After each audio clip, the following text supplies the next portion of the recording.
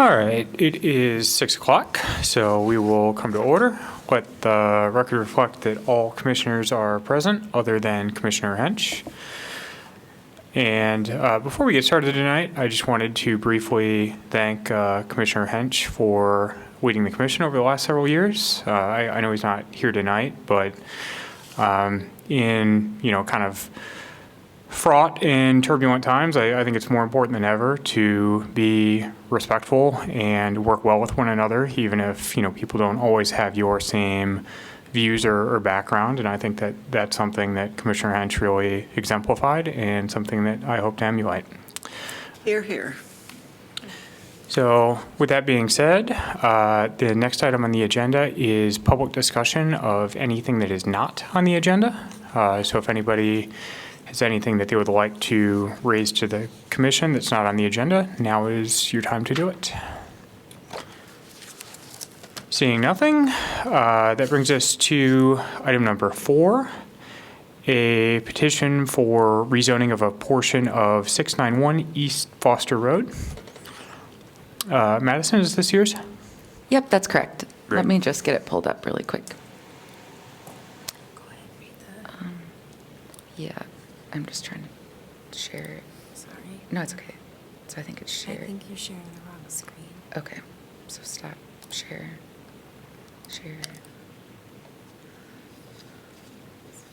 Okay, I did share that. Oh, did you? Yeah.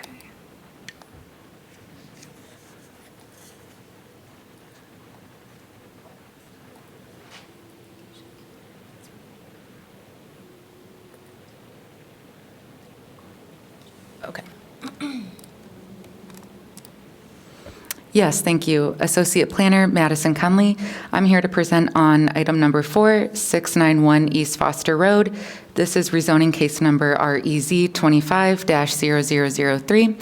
Location, portion of 691 East Foster Road, an application for a rezoning of approximately 0.06 acres of land from high-density single-family residential zone with a planned development overlay, OPD-RS12, to low-density single-family residential RS5 zone. Here on the screen, you can see an aerial image of the subject property that is outlined in that dashed white line. This is the subject property that is a small triangular piece, and it abuts Lot 25 Conway's subdivision, which is directly to the east. And then you can see there's St. Anne's Drive to the east with a portion of single-family homes right above it. And then south and west of the subject property is vacant land. On this slide, we can see the zoning for the subject property. This area is currently zoned OPD RS12, and it's located in Lot 5 Forest Hill Estates subdivision. Directly west and northeast of the subject property is OPD RS12 as well, and then that abutting lot to the east is zoned RS5, in addition to the land just south of the subject property. And lastly, the southwest portion of the land is zoned RS12. Now we can get into the background. So to start, Lot 25 Conway's subdivision is undeveloped, and in order to make this lot more appealing to buyers, a boundary line adjustment is being proposed to increase the size and square up the lot. A boundary line adjustment involves changing the property lines between 2 or more adjacent parcels of land without creating any new lots or parcels. In this case, 0.06 acres of the subject property would be added to Lot 25 Conway's subdivision. The subject property and Lot 25 Conway subdivision have 2 different zoning designations, hence why the rezoning is needed in order to create a consistent zoning designation on the parcel. And then we can go into the case history. In 2017, there was a rezoning to OPD RS12 and CO1, rezoning case number 17-00017. This included the subject property. And then in 2018, there was a final plat established for Forest Hill Estates subdivision. And then in the past year, 2024, Lot 5 Forest Hill Estates had a major site plan that was approved, and this site plan includes a decent amount of sensitive areas, as well as designates some conservation easements as well. Here's another image that can provide more detail on what is being proposed. So you can see the subject property is bordered by that red dashed line. It's relatively small, but it will be adjoining Lot 25 that is outlined in the purple line. The purple line represents subdivision boundaries. That's Conway's subdivision. And then Lot 5 is in Forest Hill Estates, which the subject property is a part of. That will be leaving Lot 5 and adjoining Lot 25.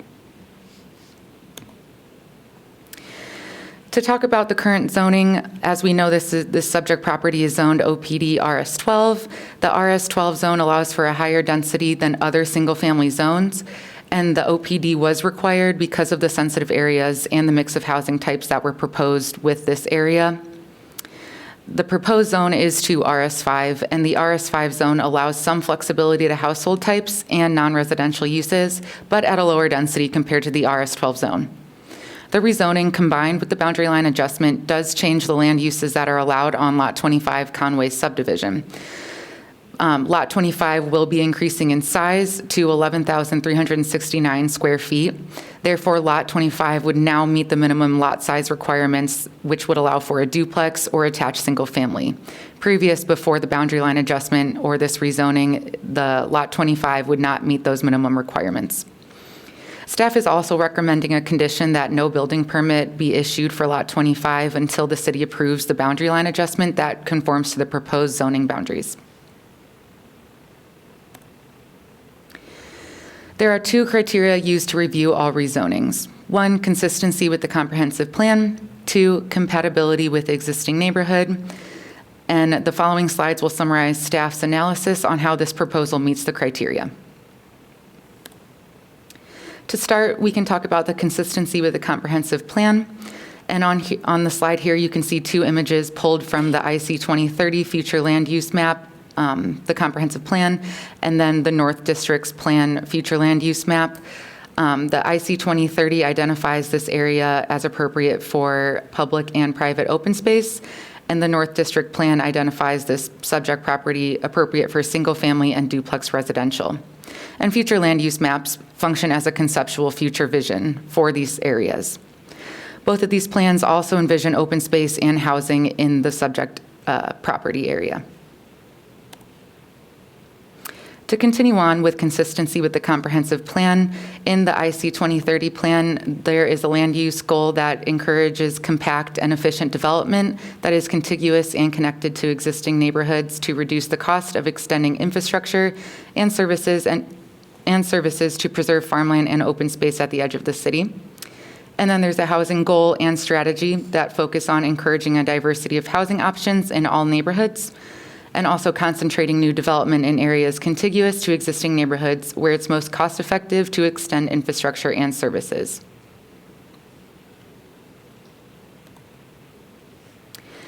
Then compatibility with neighborhood character. This subject property is in a conservation easement, which does not allow any development. So therefore, regardless of the boundary line adjustment and the rezoning of the subject property, there is no development potential on that subject property since it is located in that conservation easement. Additionally, the surrounding properties consist of single family, those homes located along St. Anne's Drive, duplexes on the corner of St. Anne's and Prairie du Chien Road, and multifamily on the other area of Lot 5 Forest Hill Estates. So with all these properties, the proposed boundary line adjustment and rezoning would help future development stay consistent with the development patterns that we see in and around the neighborhood. In regard to transportation and public infrastructure, here's another aerial image that shows Lot 25 Conway subdivision outlined in blue with St. Anne's Drive just below it. As you can see, St. Anne's Drive essentially dead ends and connects to Baresh Ave to the south. There is no access provided to Lot 25 from St. Anne's Drive. Therefore, staff is recommending a condition that the owner install pavement similar to what you see at the other end of this image here in order to allow city vehicles to provide service to Lot 25 without having to back up. Additionally, the owner would need to submit construction drawings of the proposed improvements before a building permit is issued as well. And as I mentioned earlier, we know the subject property is located in a conservation easement that does not allow for development. And the final sensitive areas development plan for Lot 5 Forest Hill Estates identifies regulative sensitive features, including critical and protected slopes, wetlands, and wooded areas. Staff recommends approval of REZ 25-0003, a proposal to rezone approximately 0.06 acres of the following property located at 691 East Foster Road from OPD RS12 zone to RS5 zone, subject to the following conditions. The first condition being that in consideration of the rezoning, the owner agrees that no building permit shall be issued for Lot 25, Subway Conway subdivision, until the city approves the boundary line adjustment for the subject property that conforms to the zoning boundaries established by the rezoning ordinance to which this agreement is attached. And second, before issuance of certificate of occupancy for Lot 25, the owner shall install additional pavement at the intersection of St. Anne's Drive and Buresh Avenue, similar in design as to what exists on the other end of the block, specifically 840 through 852 St. Anne's Drive, to allow city vehicles to provide services to the lot without having to back up. Prior to issuance of a building permit for said lot, the owner shall submit construction drawings for the proposed improvements and obtain approval of said construction drawings by the city engineer. Any property acquisition needed to make said improvements shall be acquired by the owner prior to issuance of a building permit for said lot. Additionally, staff did not receive any written correspondence from the public, and there was no good neighbor meeting held for this rezoning. As for next steps, after recommendation by the Planning and Zoning Commission, a public hearing will be scheduled for City Council. The anticipated timeline includes April 1st, where Council would set the public hearing, and then in May, Council would have the public hearing and the first consideration of the rezoning. So with that, what questions do you guys have for me? Yeah, thank you very much, Madison. Does anybody on the commission have questions for staff? I was just curious why if that lot has always been there, why didn't the street go through when all those other houses were built? Why wasn't it planned to include that lot? Does anybody know? Lost in history? That's a good question.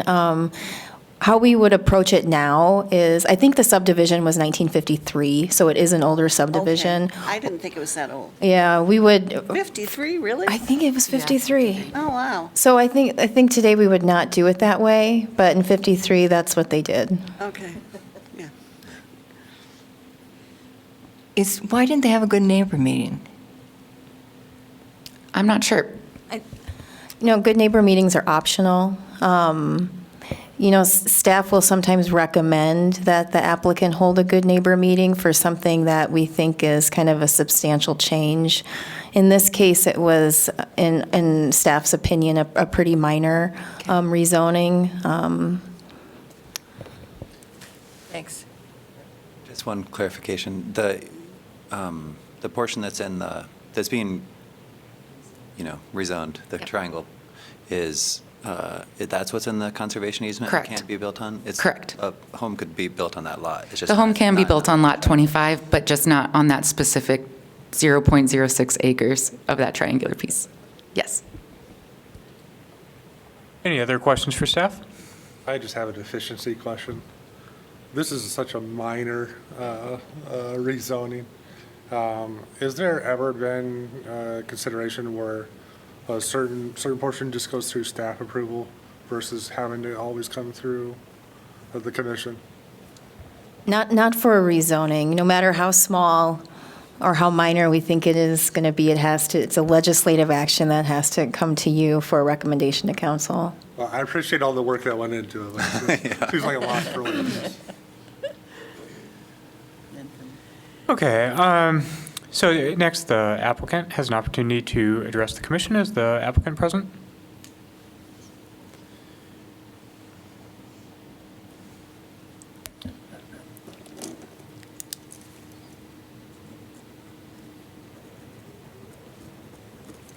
Hi, I'm Ron Amelon with MMS Consultants. I'm here on behalf of the applicant, and I think Madison did a great job with the presentation. I don't think there's any much more I have to add to that, other than I'll just answer any questions that you might have.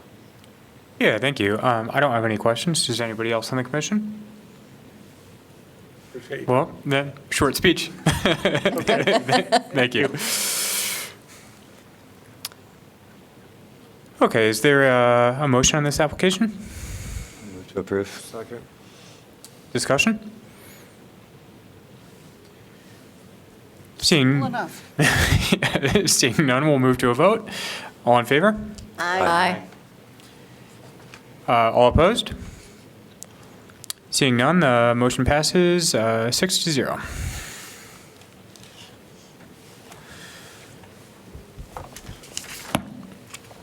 So it takes us to the next item on the agenda, case number REZ25-0002, consideration of a zoning code amendment to amend 14-2H form-based zones and standards to clarify standards and address potential barriers to development.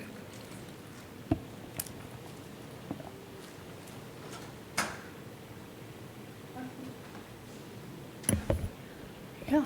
Hi, everyone. I'm Rachel Schaefer, Associate Planner. I'll be going over item 5, zoning code text amendments. This is rezone case 25-0002. Consideration of zoning code amendment to amend 14-2H, the form-based zones and standards, to clarify standards and address potential barriers to development. So a little background, the portion of the zoning code we're talking about today is the form-based code, zones. This was adopted in 2021 to support high-quality, walkable, and vibrant neighborhoods. It also guides physical development, specifically in the south and southwest districts of Iowa City.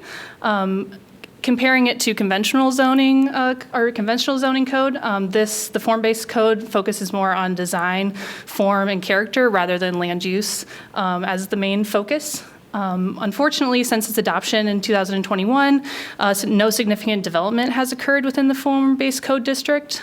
Feedback from recent developers working to rezone develop in the form-based code district has highlighted areas of the code that could be clearer, more streamlined, and better aligned with practical applications. Addressing these aspects will help improve the code's effectiveness and support its intended outcomes. So today, staff is proposing some updates to the code. We're proposing to adjust regulations to improve feasibility, clarify standards, and remove unnecessary complexities. We're hoping to improve the code's effectiveness and support its intended outcomes. And then to implement these updates, staff is proposing again to amend Title 14, the zoning code, and also Title 15, the land subdivision code. P&Z doesn't officially review amendments outside of the zoning code, but we wanted to also inform you of those Title 15 changes since they do work together with the zoning code. In addition to the code updates, staff also created a user guide to highlight key standards of the form-based code, which was included in your packet. And that walks users through the requirements for development in this area in a little more simplified and more graphic way than the code itself. So we'll also be making updates if these proposed amendments are approved by council in the future.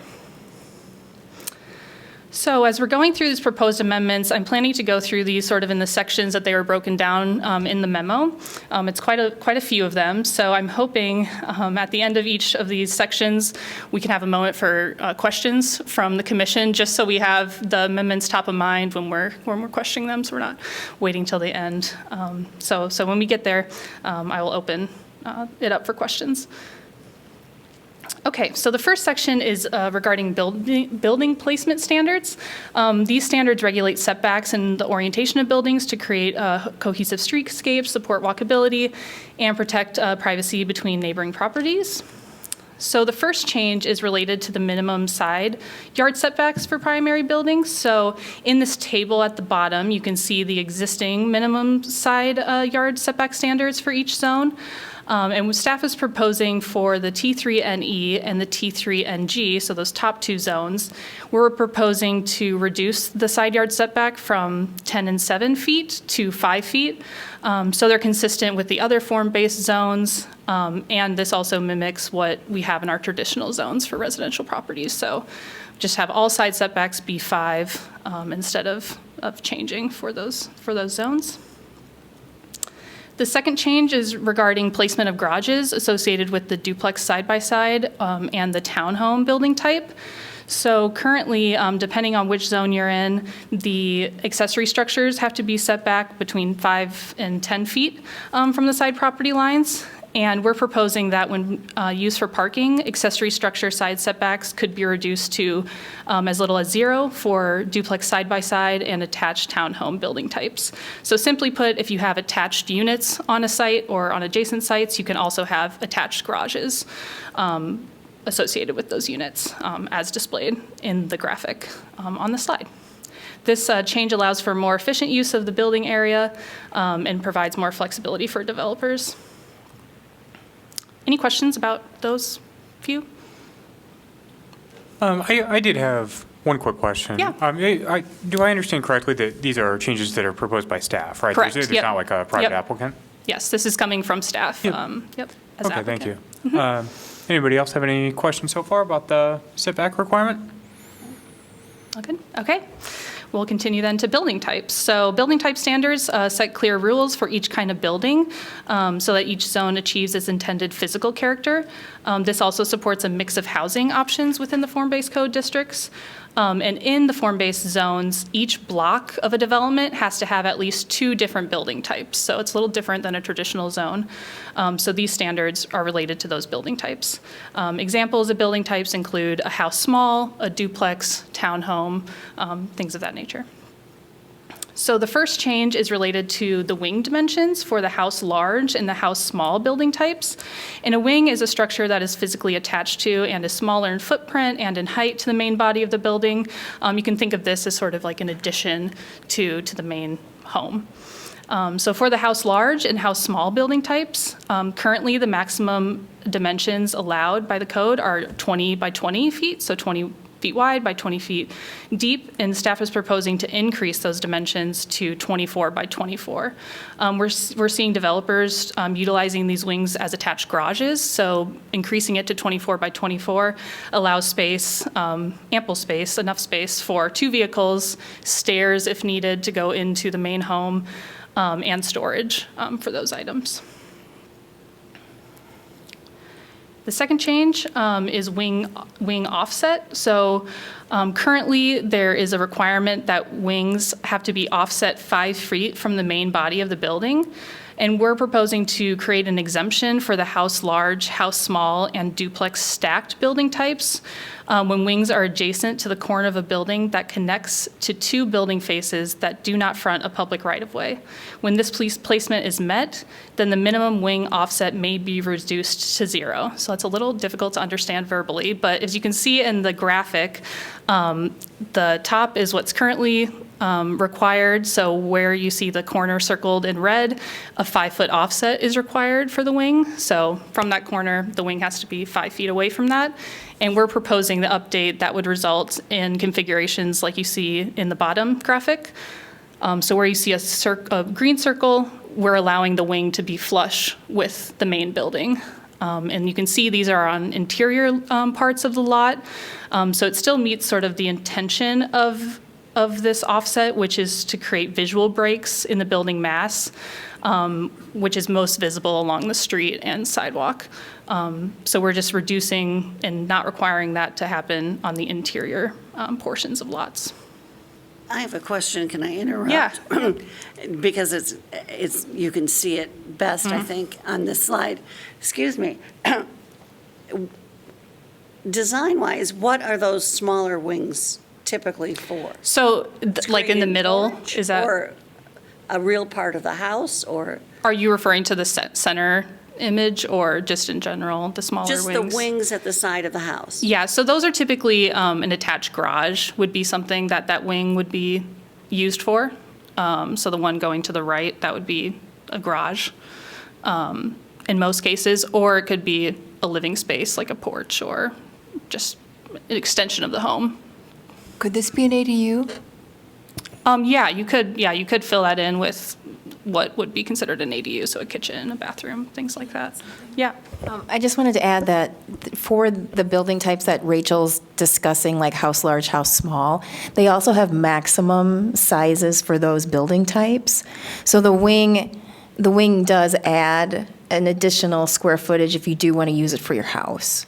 Or an attached garage. I think it could be all sorts of things, but if you want more living space and a detached garage, that would be an option too. Is there anything dimensionally that makes the wings separate from the main structure? Like, if this was a ranch house, would the wing essentially become just an extension of the main structure? Yeah. There's no significantly difference? No, you could utilize it that breaks or way. anything? Nope, nope. The wing is really just used where you need extra square footage. Because if like the main body was not rectangular, Yeah, no, I Is think, that- yeah. So for example, I don't have the dimensions up on top of my head, but say a house small can only be 50 by 70 feet, 50 feet wide by 70 feet. You can have that extra square footage, but it Pretty big has to be house. accommodated with a wing. Yeah. So unlike a traditional zoning code would be restricted by the setbacks alone, in the form-based code, we're more concerned with the form of the building, so there's those additional restrictions for what width and depth the building can be. There's Thank you also, for- yeah. Oh, yeah, I was just going to say, thank you for including these pictures, by the way. 'cause Yeah, I- it's a little I was A little complicated. confused, and like when you get to the pictures, it really helps you understand what's going on. Yeah, and there is an offset between wings, so you can't like have two wings butted up against each other. There's some separation required if you have two on one side or something. But yeah. Okay, so the next one is related to duplex side-by-side building type.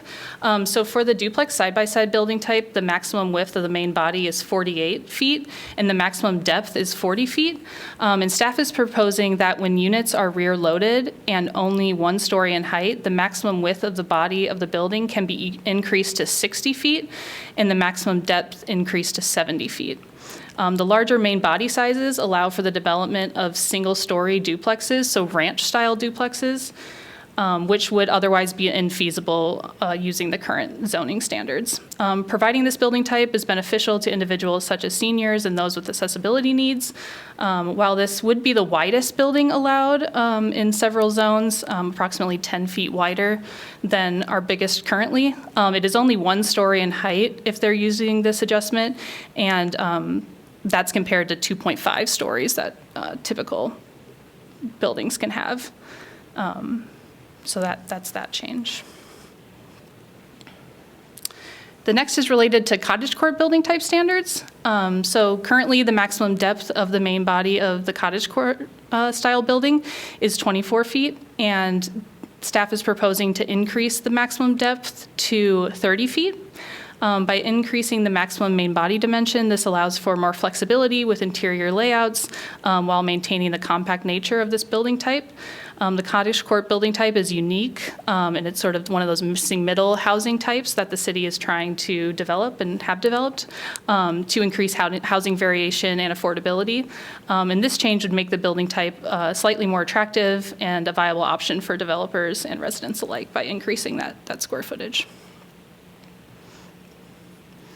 So connected to that increasing of the square footage of those cottagecore building types, we're also proposing to increase the maximum depth of the lot for cottagecore building type from 180 feet to a maximum depth of 200 feet.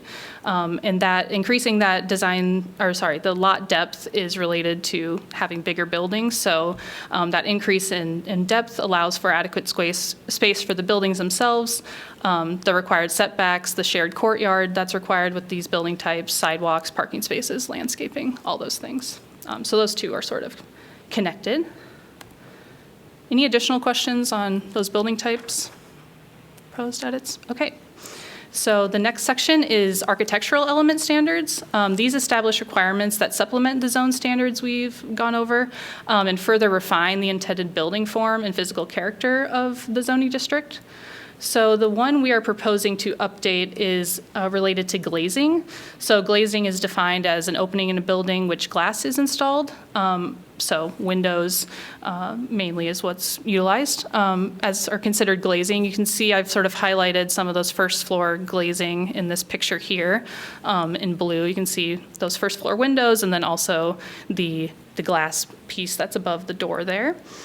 We are considering, or we are proposing to reduce the glazing requirement to 15% of the ground floor with a minimum of one window per building side.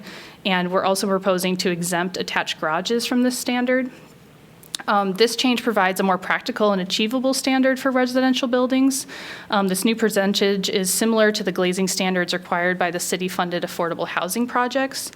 And this update ensures that homes maintain an active and visually appealing streetscapes while allowing for functional design flexibility.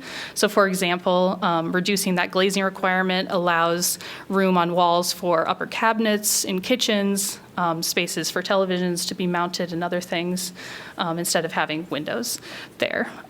Exempting attached garages also allows for enhanced privacy for items stored inside of a garage. And then this also aligns with the standards for typical residential construction by not requiring those windows all around a garage. So just clarifying that those aren't required to have windows. I have a question. I mean, so of all the things here, this particular one, I sort of was taken aback because I feel that people, generally speaking, want to have natural light in their homes. But I don't have a good sense of what 15% versus 30% has. I mean, in these pictures here, if the two sides of this house on the right had the same windows that the house on the left has on the sides, what percentage, and windows in the back too, what percentage is that? Yeah, I didn't actually do the calculations for these, so I don't have a great answer for you. This was one. It feels like it's going down a lot from 30 to 15. Yeah, and I think our gut reaction was sort of similar when we were first reviewing decreasing these. But when we saw it in practice as we were working with developers, 30 was hard to accomplish for a lot of these smaller homes. And 15 seemed more reasonable, and still met what staff felt was meeting the standard and having ample windows for the homes. Out of curiosity, do you have any idea like what percentage like your kind of typical single-family house would be? I mean, I know it's a hard question to answer because it depends on the architecture, but. It's not a standard that we have now in our code, so it's not something that we check for current development. So that's why we don't have any examples to share of this is 30, this is 25, or whatever. I guess based on, we have been working with a developer, and they have submitted plans that range from below 15, maybe up to like 20%. So we thought 15 kind of struck a balance with the calculations that they had provided us on their proposed elevations. And then we added additionally that you need to have at least one window per side because we didn't want that 15 to be accommodated by maybe 3 sides and not all 4. So we thought that would help ensure that there was glazing on all 4 sides of the building. And again, these are minimums. We're not showing any maximums. Okay. Good. I would just say that personally, if I lived in a house with houses 5 feet on either side of me, I would want my glazing on the front and the back, not on the sides. I mean, if that was all I was going to get. But I have no problem with the garage, but this just seems like a big jump down to me. I mean, where did the 30% come from in the first place?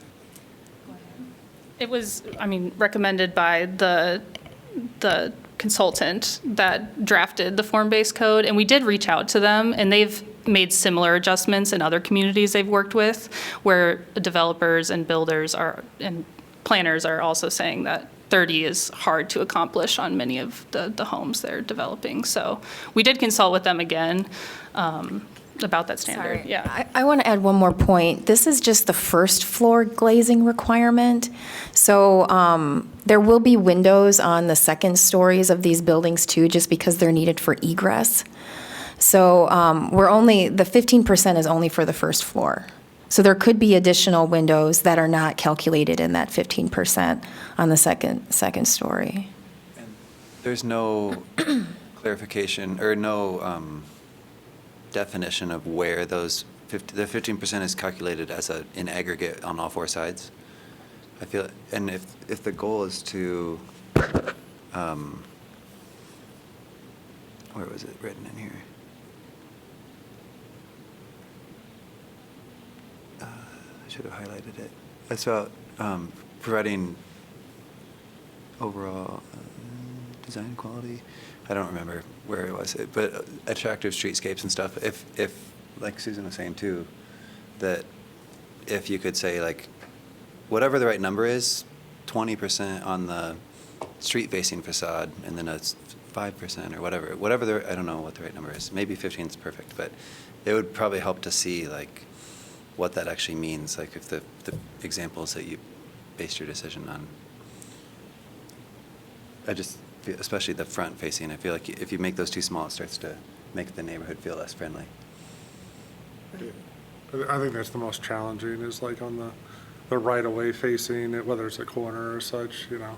How do you incentivize on those corners that you get windows on both street-facing sides, building to building with a 5-foot setback is, you know, not as.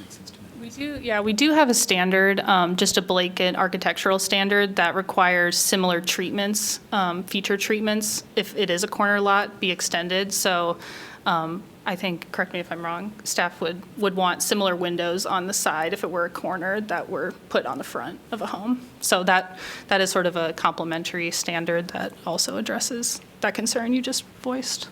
Is there a standard about that every room has to have a window? Yeah, building code-wise for Yeah. ingress and egress. So that's what Ann was talking about, those second floor, if there were bedrooms up there, or those would require windows. Yeah. So the same would go for the ground floor as well, if they were for bedrooms. And I know windows are expensive, so is this mostly a financial concern that There's builders that as are well, finding yeah. it From the prohibitive? developer side, that's a concern as well.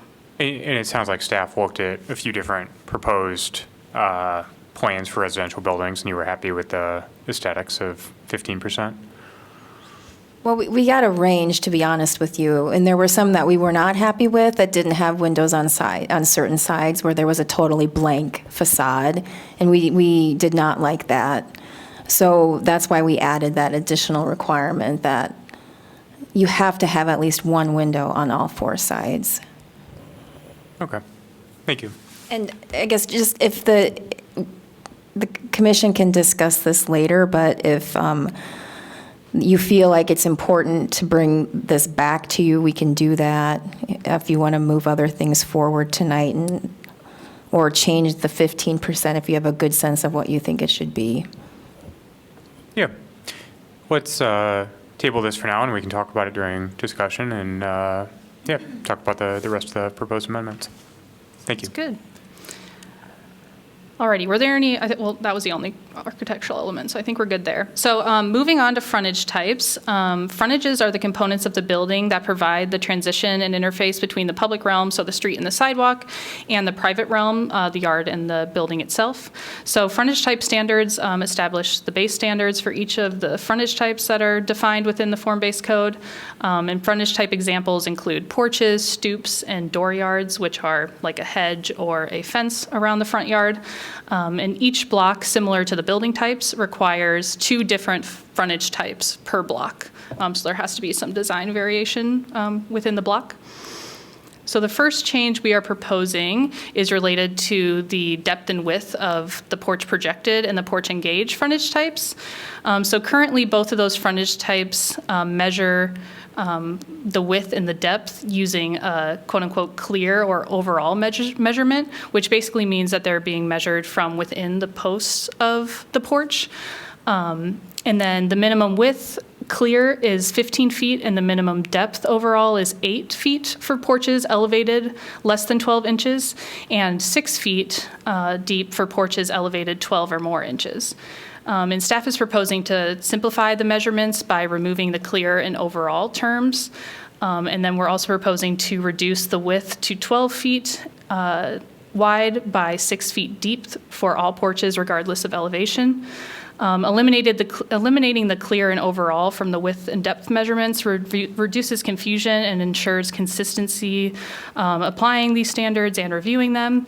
In addition, using a clear dimension is difficult at plan review since certain details like column widths might be unknown. And because of this, we're also proposing to carry over the removal of the clear and overall measurements to all frontage types as well to reduce that confusion that we've seen and ensure consistent application and review of frontage type standards.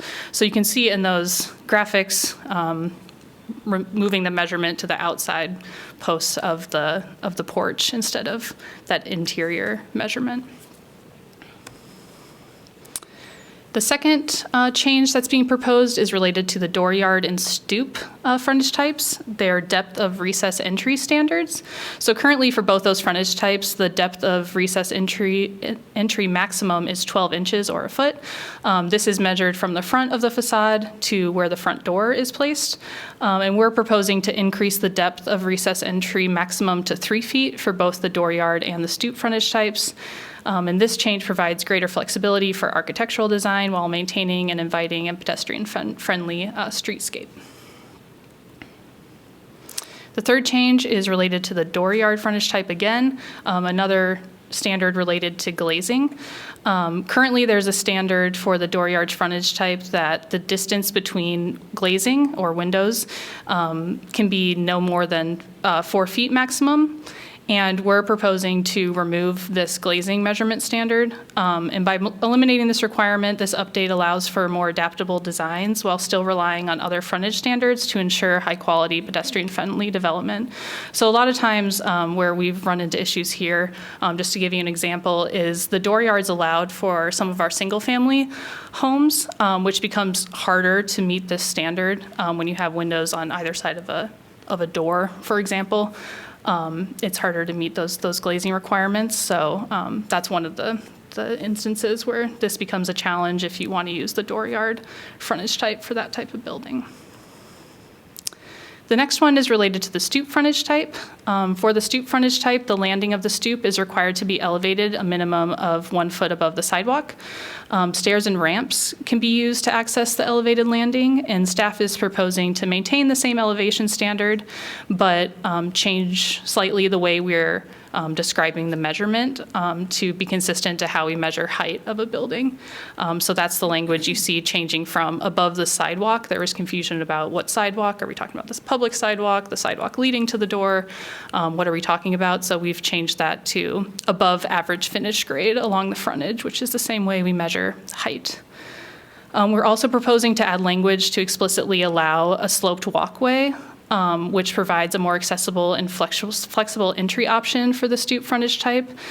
This change improves accessibility for individuals with mobility challenges and offers an alternative to stairs or a ramp that would have to be parallel to the building.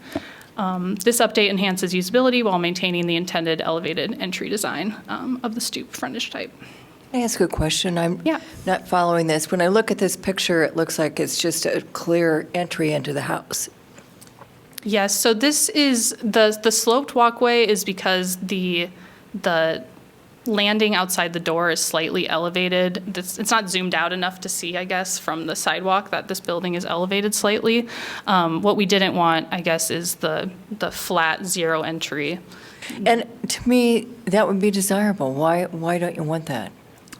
It was a, I guess, distinction staff made that this is used in other building types, and I don't know, Anne, if you have a better, it's hard without knowing the full everything. So I think this does allow a accessible entry. I think what Rachel is describing is that there's no elevation change between with zero entry. What we think about is that the elevation of the door and the sidewalk is essentially the same. Here we have a home that's slightly elevated from the elevation of the sidewalk. And stoops, if you think about stoops, think about Sesame Street. I mean, the stoop that you see on that building where Oscar the Grouch is everyone following what I'm saying? You have, a stoop to me is, you have the sidewalk and your door is above the sidewalk and you have stairs that are elevated. And stoops provide that privacy between the private living space and the public realm. And so this is, typically you would see stairs, and there was an interest in using a stoop frontage type, but providing it in an more accessible way than building a ramp. So it still is slightly elevated. And you can do stairs, you could do this sloped walkway and have it be accessible. It just is providing kind of another option for builders. Does that answer your question? So we are requiring that there is some kind of, what to me seems like an impediment between the public space and going into the house. Yeah, but it would still be accessible. It is at a higher, the door is at a higher elevation. It has to be a foot above. But with the sloped walkway, it could still be accessed by a person that's mobility challenged or a wheelchair. Okay, all right. Thank you. Question, Ann. So with that addresses the stoop, but then when you think about the garage, or this attached garage, doesn't that become a challenge from garage to in-house because those are two different planes? Yeah, it could be, and we've seen, there is, in the building code, there is, I think, what's called visibility standards. So I think every house has to be not necessarily designed to provide zero entry, but it could be altered easily to provide a zero entry access. So what we're being essentially asked to do is to provide that zero entry at the front door.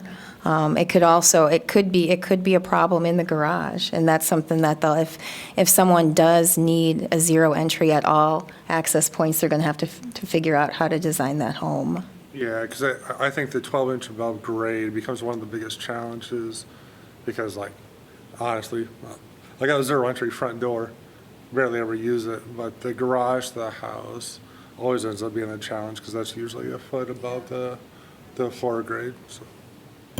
And I will note it too that this is one option for frontage types. Both porch options do allow that zero grade. There's no elevation requirement for those porches, so that's also an option for builders to use as well for those zero, and the dooryard. So this was sort of a compromise between having that elevation but allowing this one to also be accessible, other than a ramp. Any other questions about that one? Okay. Any questions about the other frontage types? Alrighty. So for parking standards, these regulate how private parking spaces, how many are required, where those parking spaces are. It also regulates driveways and where those can be located, and the allowed sizes for both spaces and driveways. So the first change we're proposing is the minimum distance between driveways. So currently the minimum standard is to have a 40-foot spacing between driveways in the form-based code, and we're proposing to decrease the minimum distance between driveways to 20 feet. This change allows for flexibility of driveway placement, which is needed in instances where site's topography restricts where the driveway can go for drainage reasons and other things. And one of the main intents of the standard is to mitigate concerns about the visual dominance of curb cuts and prioritize streetscapes that increase walkability. While a reduction from 40 to 20 will allow for more driveways per block, it is still much less than what we would allow in the city's traditional single-family residential zones, which only requires a separation distance of 6 feet. I guess that's the only one for parking. Any questions about this standard change? Okay. The next section is related to the flexibility for unique situations. These changes are being proposed to allow adjustments to standard requirements for unique site conditions while maintaining the intent of the form-based code. So the first one is related to maximum lot depth and width adjustments. So again, each building type has a maximum lot and width dimension that it must meet. This change allows applicants to apply for an administrative adjustment to the maximum design site or the lot depth and width standards if specific approval criteria are met. The applicant must demonstrate that the adjustment to the lot standard is needed to avoid a regulated sensitive area, existing topography constraints, configurations of existing streets, or the block size of an abutting neighborhood. So those have to be reasons that there's adjustment being needed. This adjustment recognizes that certain sites may have unique challenges that make meeting lot standards impractical, and allowing an option for an administrative adjustment ensures that projects can respond to these challenges without compromising functionality or quality.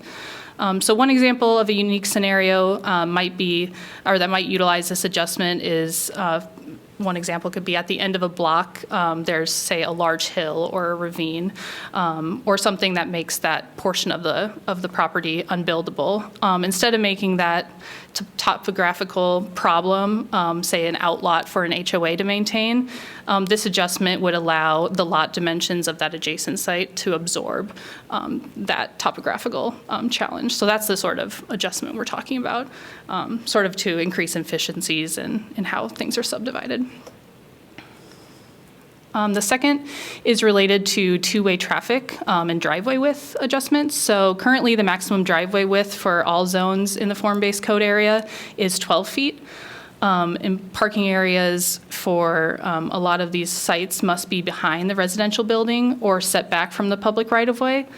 If alley access is not feasible, a longer drive aisle is then needed to access the parking area. And these longer drive aisles will typically be used for two-way traffic as there's multiple residents of these sites, and therefore warrant a larger driveway width.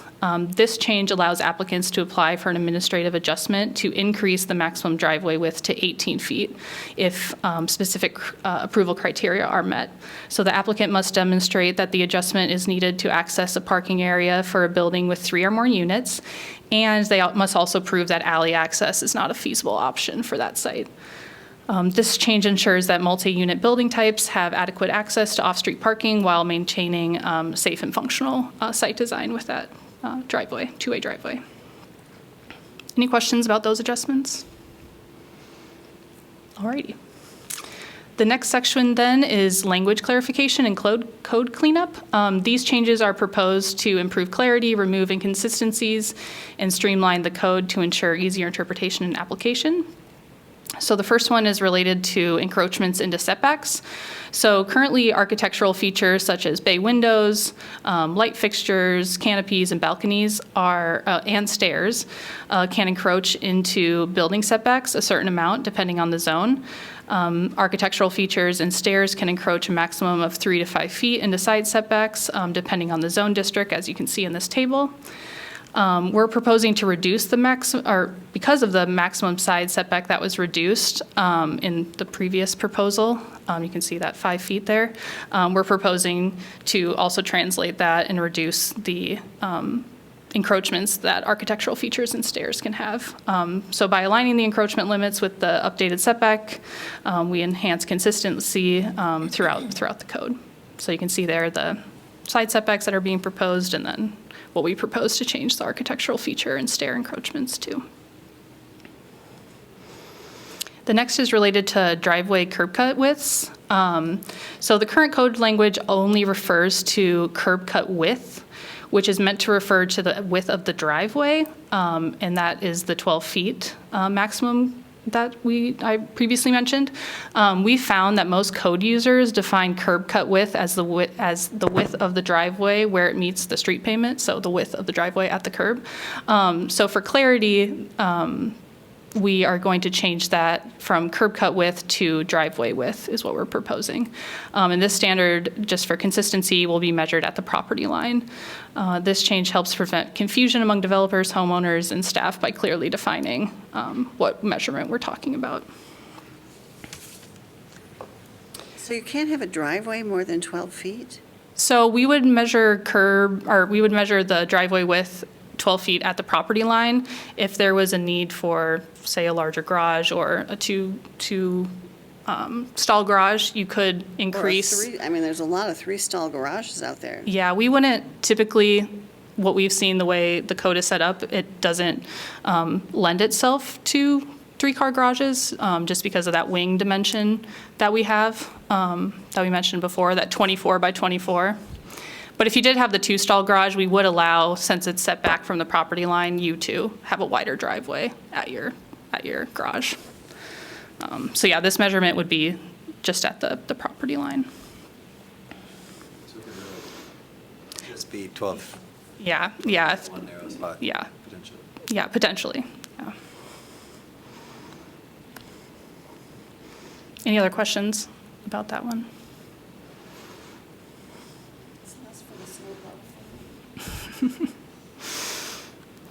The next one is related to the townhome building type description. Currently, the townhome building type is described as a small to large size, typically attached building with a rear yard that consists of 3 to 8 townhouses placed side by side. Each townhouse consists of 1 unit or up to 3 stacked units as allowed by the zone. And we're proposing to change, as allowed by the zone. This type may also be detached with minimal separations between buildings. We're proposing to change it to that lower description by simplifying the description to small to large size, typically attached building with rear yard that consists of 2 to 8 townhouses placed side by side. Each townhouse consists of 1 unit or up to 3 stacked units as allowed by the zone.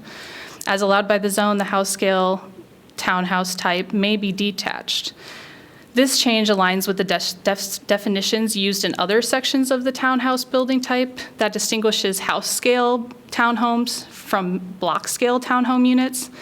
And this update removes the confusion of what minimally separated means and broadens applicability by clarifying that the house scale townhome building type may be detached and set back from adjacent properties at the minimum setback distance. So this one's a little bit confusing because I didn't include, unfortunately, the tables that created this confusion. I should have copied those. But house scale buildings are described in a table as 2 to 3 buildings or 2 to 3 individual townhouses. So that's why that 2, or the 3 was changed to 2. And then block scale buildings were described as 4 to 8 individual townhomes. So that's where that range came from. It was from a different table within the form-based code. The next one is related to the neighborhood plan. The current code requires an updated neighborhood plan to be submitted and approved prior to the site plan or building permit approval when any changes to the neighborhood plan are requested.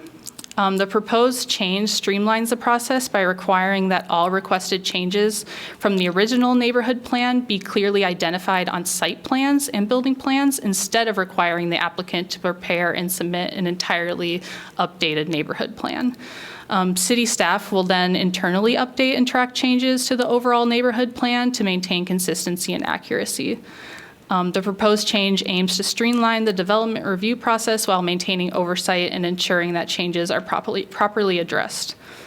This adjustment provides greater flexibility for developers by reducing the need for extensive updates to the entire neighborhood plan, and instead they can focus on the specific modifications relevant to their project. So in the form-based code, you're required to provide an entire neighborhood plan detailing where the lots will be, so similar to a subdivision, where all the lots will be, their dimensions, but then also stating what building types you're planning to use for each of those lots, which frontage types, and we're foreseeing issues if a new developer or a separate developer is developing one portion of a site that was different than the person who originally updated the neighborhood plan. It just streamlines that process by allowing them to update the site plans and building plans they're specifically working on, and staff can track those changes internally. The next is related to the architectural feature definition. So currently the definition for architectural features doesn't list several features that we often receive questions about. So we simply propose to add awnings, belt courses, and chimneys to the definition to provide more examples within that definition. We hope by explicitly listing some of those common design elements, the update helps ensure predictable application of the encroachment standards while reducing ambiguity for what's allowed to encroach for developers and staff alike. Is a belt course? This is more of a design thing, so you might Yeah, better explain maybe it. Commissioner Miller wants to answer this. We think of a belt course as kind of like a horizontal band across a building, and it can function as kind of a separation maybe between the first story and the second story. That's less common than the chimney question. Well, I know what a chimney is. Yeah, right. I know a chimney when I see one. Okay, yeah.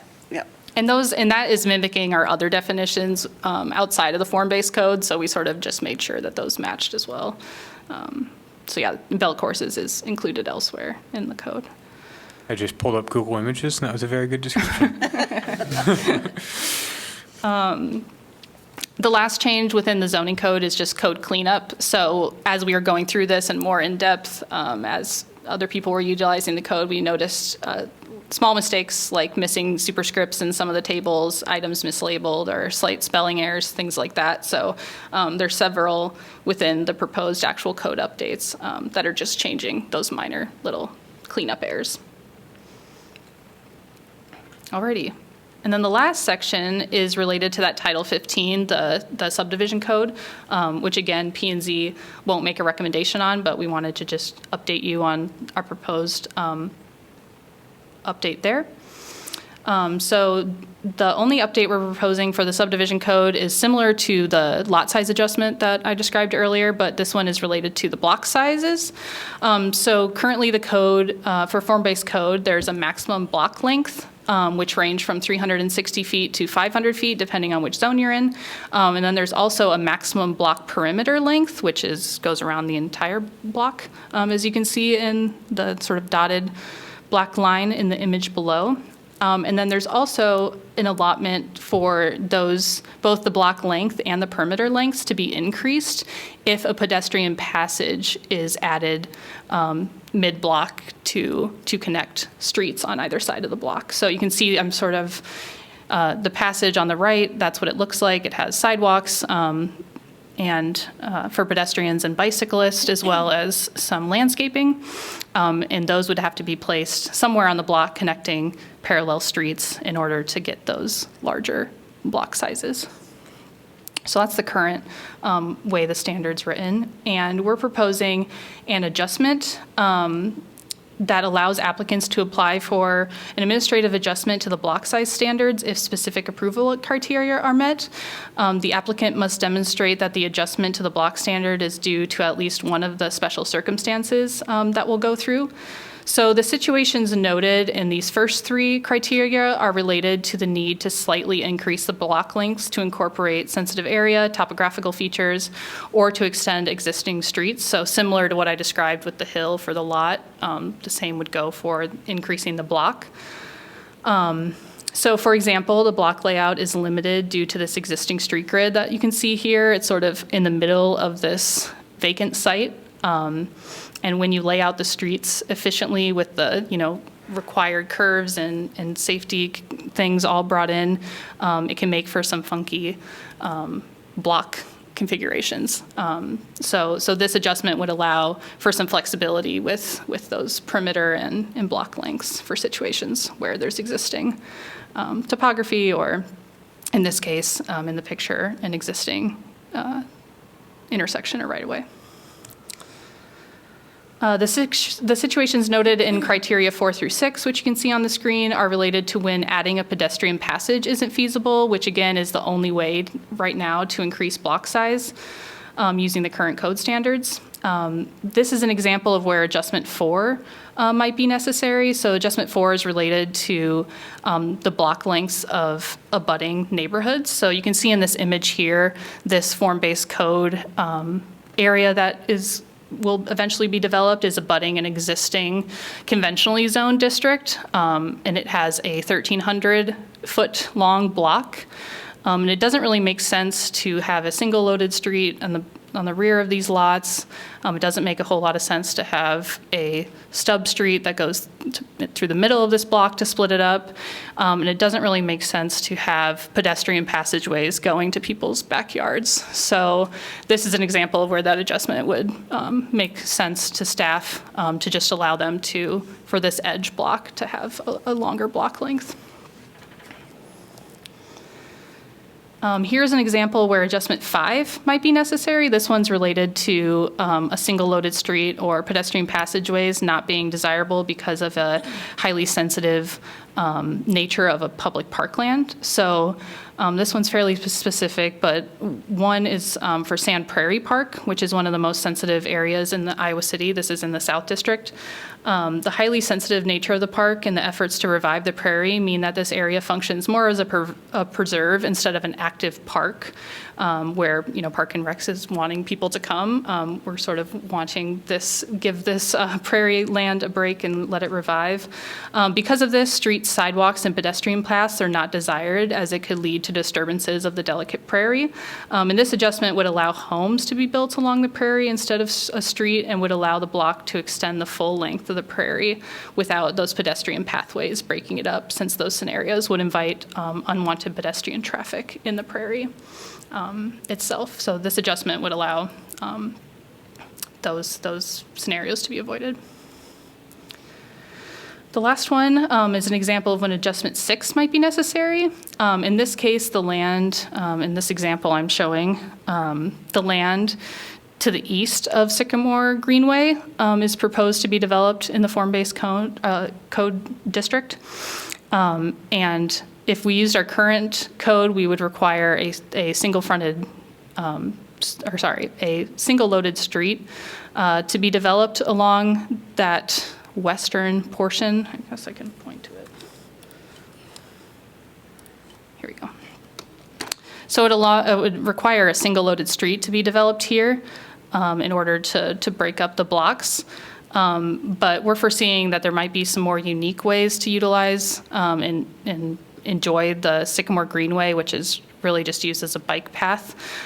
So this would allow an adjustment to, say, have homes here in this area, but then have pedestrian pathways that don't lead to a parallel street, but that would lead directly to the bikeway itself. So it would still allow for that public access and enjoyment of the greenway, but wouldn't necessarily require the developer to build a single-loaded street along this. In comparison, there's places that parks that front form-based code areas like Weatherby Park, where this is an active park where public access and visibility is something that we want. So in this case, we would prefer and would require and not grant this adjustment in order to have a single-loaded street along this parkland here. So any questions about that adjustment? They're sort of very unique scenarios, but ones we foresee happening. Alrighty. So the proposed amendments support several goals for the IC 2030 comprehensive plan, such as helping to ensure a mix of housing types, encouraging pedestrian-oriented development, encouraging small-scale neighborhood commercial centers, just the form-based code in general, preserving open space and sensitive areas, ensuring parks and have visibility and access from the street, and encouraging developments of parks with single-loaded streets access where appropriate. In addition, the proposed amendments also help to further the form-based land use policies incorporated into the South and Southwest District plans.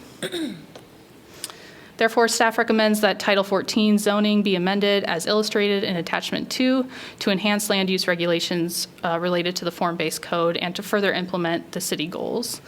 I just wanted to note, it said in your memo, it says Attachment 1, an additional attachment was added, so this is correct on the screen. The recommendation is Attachment 2. Any other questions that we didn't go over for these? Yeah, thank you very much. I just wanted to thank you for really thoughtful recommendations. I think you've done a really nice job of trying to identify things that will make development a little bit easier, while also, keeping our neighborhoods nice. I don't have any additional questions, but does anybody else in the commission? Just wanted to mention that even though we have these codes, contractors are still going to ask for exceptions to our rules. Is that correct? They're still able to do that? Say if they, like the windows, if they want, more than 15%, or since we don't have a maximum, a lot of homes have the full glass exterior in the front. Are they still able to Yeah, ask for for the exceptions? 15%, that is a minimum, so they could not go below that. If it, On the driveways, we're talking, what, 12-foot, was that? we did put in an adjustment for the driveway for multifamily residential to increase it up to 18 feet, but you can only ask for adjustments for where adjustments are allowed, essentially. Like in some cases, it's a standard, it's a minimum, it has to be met, like the glazing, there's no exception to that. But there are certain, Rachel just went through some places where we think more flexibility is needed, so we're putting in the code where we think it makes sense to have the ability to adjust the standards, but that doesn't apply to every standard in the code. Okay, so now there's an opportunity for the public to address the commission. So, packed house, I know, but Right.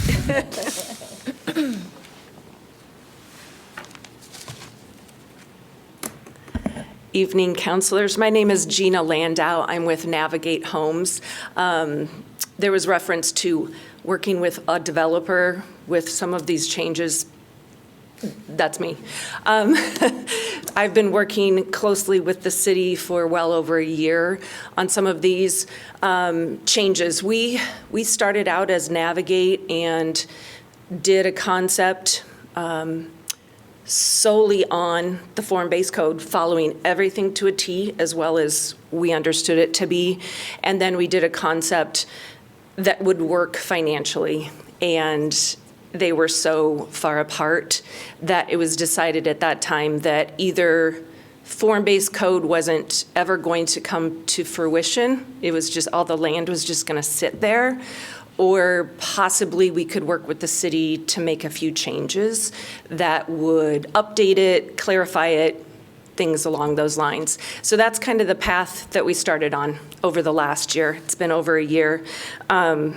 I have to give kudos to the staff because Anne, Danielle, Tracy, and Rachel have been fabulous to work with.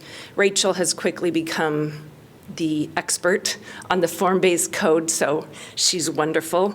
Also, kudos to Rachel. She developed this great user guide. So any developer wanting to develop their land, she put everything together and it makes so much more sense. So she did a great job with that.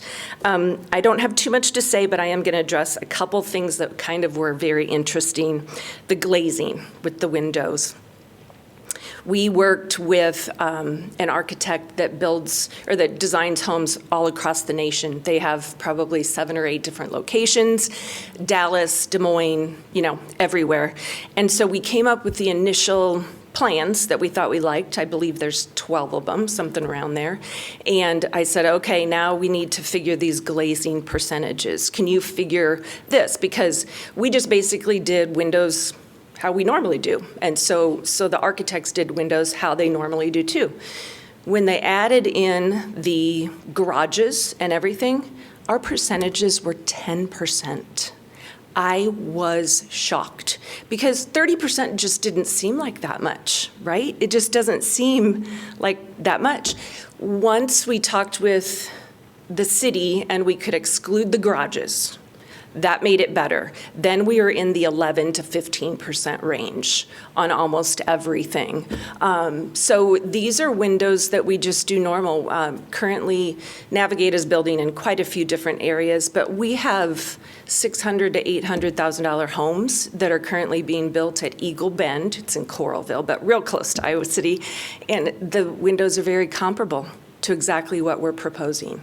So we're not cutting back on windows. We want to make nice architecturally homes, desirable homes for everyone. I was shocked.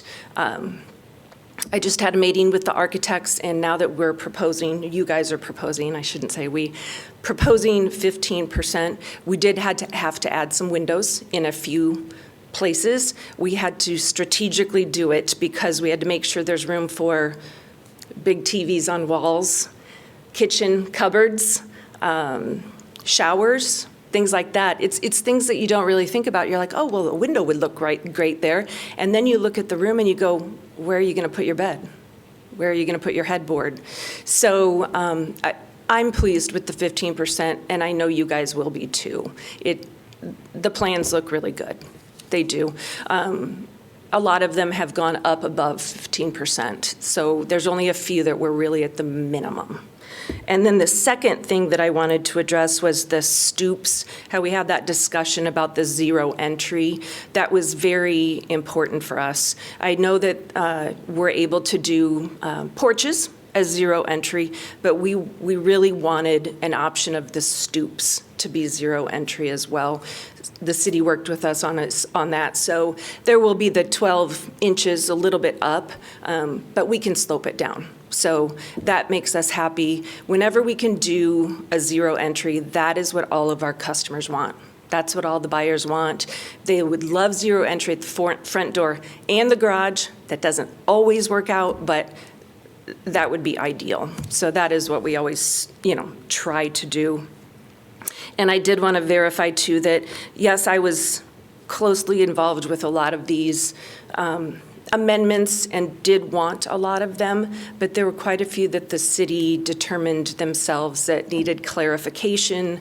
They wanted to add to it. They wanted to change things. I guess I'm saying I'm not responsible for all of that. Yes, I did want quite a few, but the city has really worked on clarifying the language. Very good. So do you have any questions directly for me, specifically maybe about glazing or anything? Because that was quite the discussion. I got it. Yeah. I mean, typically we don't take questions during the public comment period, but I mean, seeing as you're acting as sort of a pseudo applicant, if anybody, has anything they'd like to ask or clarify, I think that makes sense. I just got a question. So it's not uncommon now to see like the bathroom window, which is like the high window in the wall that's a foot tall and 4 foot wide or so. That comes in the percentage, but as the builder, if that's the single window on a wall, it becomes a pretty blank wall except for that one. So is there any concern about over a wall length having a certain requirement within that window, or what challenges did you guys run into? I'm just getting builder perspective. And I don't do the vertical, Yep. the home construction, but I've worked really closely with these plans. We agree. We don't want to just stick one little, whatever size window just to placate everyone. What we've started going towards is 3 18 by 18s, kind of up high. So those are being shown on some of our plans. Yeah, that's basically what I have to say. The majority of the windows are, of course, on the front and the back because, you're so close on the sides. But there's very few sides that will just have one teeny little window. Okay. Thank you very much. Thank you.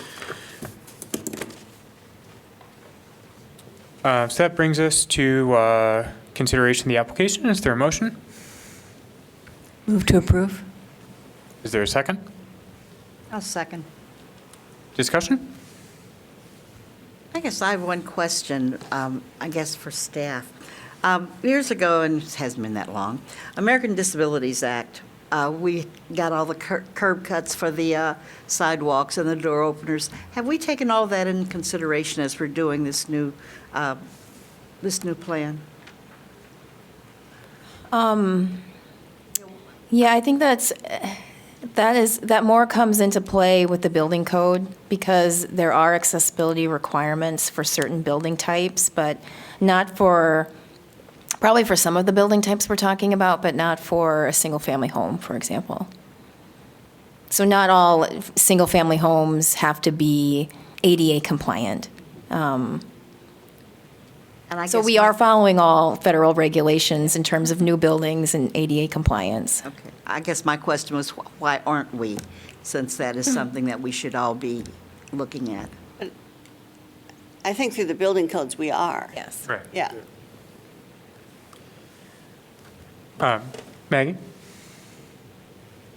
I appreciate the response and the clarifications and the staff. I thought that a great presentation. Thank you. Yeah, I likewise thought it was a great presentation. I thought all the changes made a lot of sense. I mean, if there's anything that gave me a little bit of pause, it was the window requirement, but I think it makes sense to me, given that it's a minimum, you can always install more. I understand that windows are extremely expensive, and, when the consultancy that recommended 30% is coming back and saying that 15% is more typical of what they're seeing in the market, then I'm inclined to follow that recommendation. I would just agree that with the kudos to that you're engaging in that dialogue and being responsive to what you're hearing. I think it speaks highly of the city to be able to make it more clear but still maintaining the integrity of the intent. That's great. I think for myself, the glazing was a little bit of heartburn on the 15%, especially on the street facing right away. That feels like it could become an opportunity that it becomes a long wall, especially with a wing or so on. If the wing ends up being a garage, that ends up being a long wall with one window requirement. On the other ones, the other two items I'm a little bit more lax on. The 12-inch requirement on the height. I just know the challenges that runs into. You get into from an accessibility from the garage into the house, which is honestly, that's what we most commonly use, especially on an attached, because you got to make up for that somewhere. And it's either in the garage or a ramp. It becomes pretty awkward. So if there's, I don't think it stops it from proceeding, but if there's, maybe an opportunity to visit the 12-inch requirement, and maybe that doesn't really need to be a requirement. So that's the one thing. The 12-foot driveway, they don't have a problem with it, but it just seems a little narrow. If you got an 18-foot garage door, it seems like a little bit narrow on the opening. But no reason to stop it from proceeding. This is just maybe an opportunity to expand later on or upon a review. Yeah, I guess just to elaborate on that a little bit, just for future, I think it would be super, your presentation was fantastic, but one tiny improvement would be, like, for that window thing, we would all have been able to picture it much more if you kind of had the before and after of 15 to 30, what it would have required and what it'd be allowed now. And I know that since it's not just one elevation, that makes it harder because there's so many different varieties. Was that discussed with the consultant at all, like the decision to make it in aggregate around the whole building versus by side? I think part of it is just ease of use, and I think a lot of the changes that Rachel went over, just trying to think about ease of plan review as well. And so now instead of just one calculation, we have to check 4. Yeah. So that's part of it, honestly. Yeah. But that's part of the reason that we added the standard one window per side, because we didn't want the 15% to be just on the front and back, for example. And I don't know. I think the other thing too is, like, we can't code our way out of these worst case scenarios that we may be envisioning in our head. Yeah. Susan, do you want to say anything to the discussion? Well, I'm still a little concerned about the window. It just is such a big decrease. But, if it's the industry standard these days, I was trying to think of low-income housing that I've seen and how big the windows are.